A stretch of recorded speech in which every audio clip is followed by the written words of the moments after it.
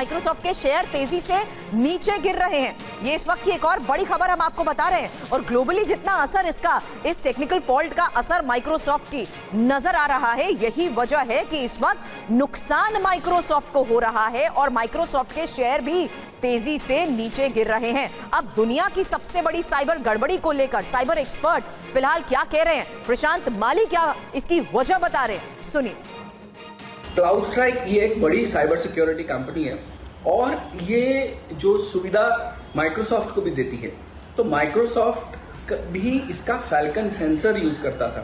Falcon sensor वो है जो आपको साइबर सिक्योरिटी की सर्विसेज मुहैया कराने के लिए, जो क्लाउड स्ट्राइक की है, उसके लिए आप अपने कंप्यूटर में, आपके लैपटॉप में यूज करते हो और माइक्रोसॉफ्ट जैसी बड़ी कंपनी भी उसे यूज करती है।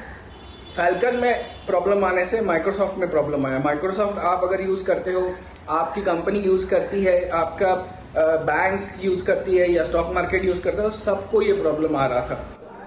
आईटी मंत्रालय किस तरीके से फिलहाल अधिकारी डीजीसीए से बात कर रहे हैं, इस हालात को मॉनिटर कर रहे हैं? पीयूष, इस बारे में और क्या इंफॉर्मेशन मिल पाई है? काम कर रहे हैं।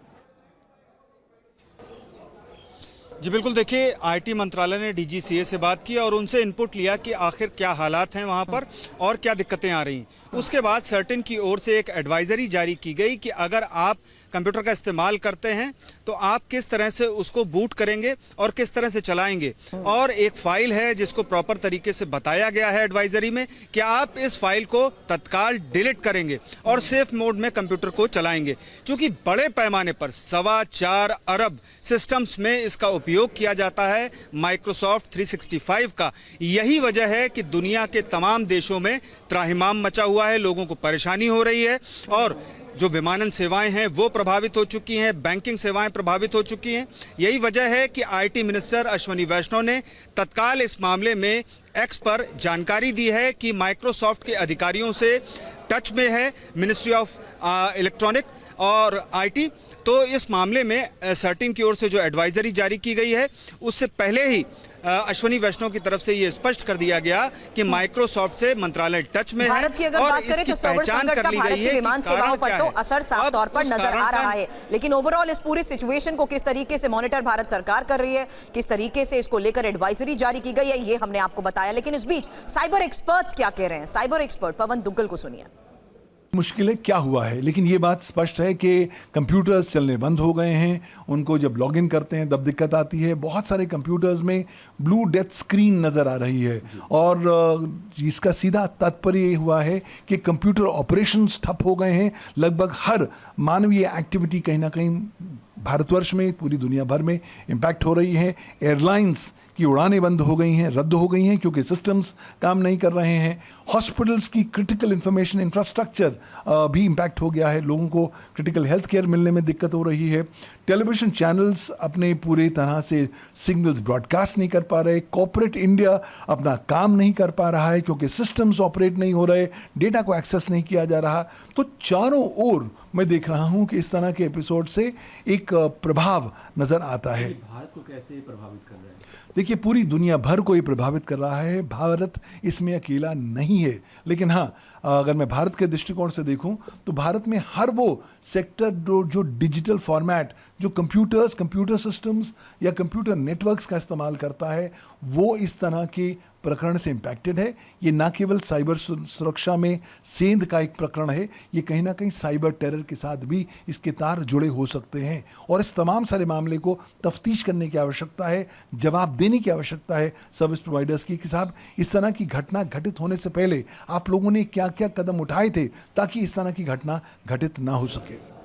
साइबर एक्सपर्ट को आपने सुना ना, जिन्होंने साइबर टेरर को देखते हुए भी बड़ी बात कही है। हालांकि इस वक्त सीधे मैं रुक करना चाहूंगी, मेरे सहयोगी लगातार एयरपोर्ट से तो सामने मुझे नजर आ रहे हैं। मोहित हमें चंडीगढ़ से ज्वाइन करने वाले थे, जितेंद्र ने दिल्ली से हमें बताया कि इस वक्त क्या हालात बने हुए, रुपेश लगातार हमें बता रहे हैं कि किस तरीके से कुछ फ्लाइट्स कैंसिल हो चुकी हैं। वहीं आईटी मंत्रालय किस तरीके से पूरे हालात पर नजर बनाया हुआ है और कैसे भारत सरकार के अधिकारी भी इस वक्त माइक्रोसॉफ्ट के कॉन्टैक्ट में है, इसके बारे में पीयूष जानकारी दे रहे हैं। मोहित इस वक्त मुझे चंडीगढ़ एयरपोर्ट से नजर आ रहे हैं। मोहित, वहां की सिचुएशन क्या है?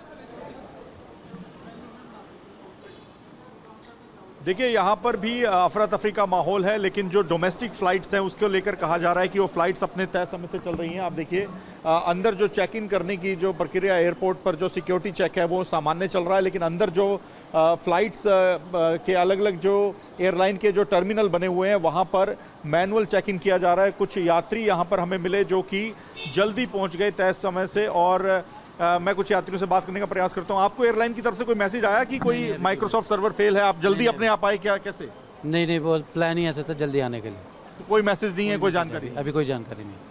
तो कोई जानकारी नहीं है। अभी देखिए चंडीगढ़ इंटरनेशनल एयरपोर्ट पर अगर हम बात करें तो स्मूथ ट्रांजिशन हो रहा है, लोग यहाँ पर पहुँच रहे हैं। हालांकि कुछ लोग मुझे यहाँ पर मिले जिनके मोबाइल पर एयरलाइन की तरफ से मैसेज आया था, उनको बताया गया था कि या तो उनकी फ़्लाइट डिले हो सकती है, और कुछ यात्रियों को मैसेज आ रहे हैं कि वो अपने तय समय से जल्दी पहुँचे। तो यहाँ पर फ़्लाइट्स को लेकर थोड़ा सा अफरा तफरी का माहौल है, लेकिन अभी तक जो अंदर जो फ्लाइट्स हैं वो अपने तय समय पर चल रही हैं। और बिल्कुल मोहित, लेकिन दुनिया के सबसे बड़े संकट में किस तरीके से अलग अलग सेवाओं पर इसका असर पड़ रहा है, और क्योंकि सब कुछ डिजिटली ऑपरेट होता है, उसमें जितेंद्र ने भी बताया कि दिल्ली एयरपोर्ट के बाहर डीजी यात्रा ऐप भी इस वक्त ऑपरेट नहीं कर पा रही, इसलिए लोग एयरपोर्ट के अंदर नहीं जा पा रहे। भूपेश हमें बता रहे हैं कि जो लोग एयरपोर्ट पर इस वक्त फ्लाइट टिकट्स बुक करवाने के लिए आए थे, सर्वर ठप होने की भले ही उन्हें उस वक्त बात कही जा रही है, लेकिन इसी टेक्निकल फॉल्ट की वजह से लोग अपनी बुकिंग्स को भी परस्यू नहीं कर पा रहे हैं। तो कौन कौन से देशों पर ग्लोबली इस आईटी संकट का असर नजर आ रहा है, इस बारे में एक एक इंफॉर्मेशन तो है, लेकिन अब एयरपोर्ट पर इस वक्त कैसे फंक्शन हो रहा है, एयरपोर्ट पर कैसे इस वक्त